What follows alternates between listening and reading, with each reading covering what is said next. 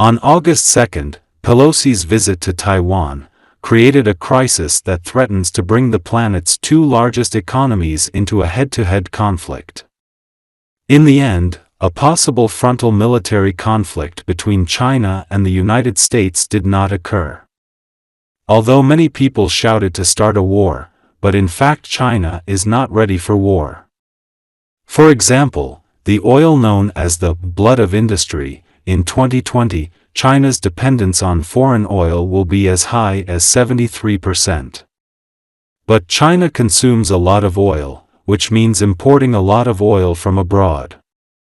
In 2020, China's oil import volume is 542 million tons, of which seaborne volume is 489 million tons, accounting for more than 90% of total imports. As we all know, China's oil imports are very dependent on sea transportation, and the journeys are often long. 80% of the oil import transportation ships pass through the Strait of Malacca. Well, if war does break out, can China still import oil smoothly? Is there enough oil in China? If it is not enough, what will happen in China? Your vision is your world. Hi, everyone. Welcome to Auto Age. Now you are on the journey to look back at every change in the car, witness every surge in speed, and explore the mystery behind the car. Before we started today's video, please subscribe to the channel and turn on the notification bell. Okay, let's get started. First of all, I think the Chinese Navy has the ability to protect the shipping east of the Malacca Strait, but in the face of harassment by the U.S. Navy, how to protect the shipping west of the Malacca Strait? Well, when it comes to oil land transportation. Oil imported from land is mainly transported by pipeline. There are 3 oil pipelines from China to the outside world. Among them, the China-Myanmar oil and gas pipeline mainly transports crude oil from the Middle East. But it still needs to be transported to Myanmar by sea first, so it is not safe after the war. The other 2 are the China-Kazakhstan crude oil pipeline and the China-Russia crude oil pipeline, which mainly transport crude oil from Russia.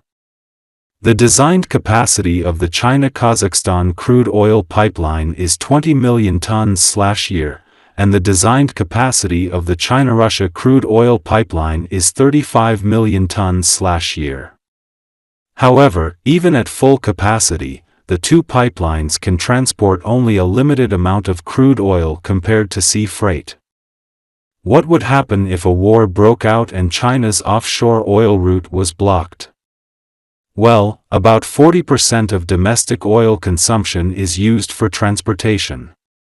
In the event of a war, 80% of imported oil cannot be transported to China. I am afraid that most private cars will have no oil to burn. At the same time, prices for many industrial products in China, especially those that depend on oil, will soar.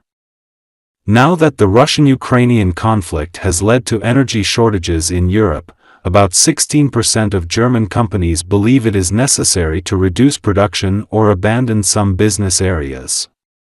If China's offshore oil supply is cut off, I think the consequences should be much more serious than today's Germany.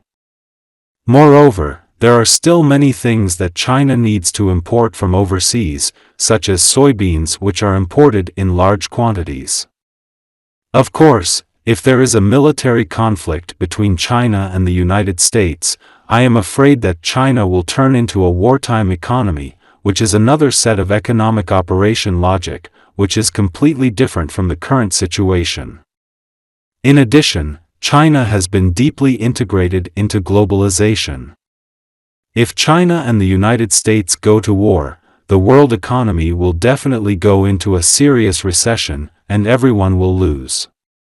In general, Pelosi is off to a bad start, hoping that China and the United States can resolve this crisis wisely.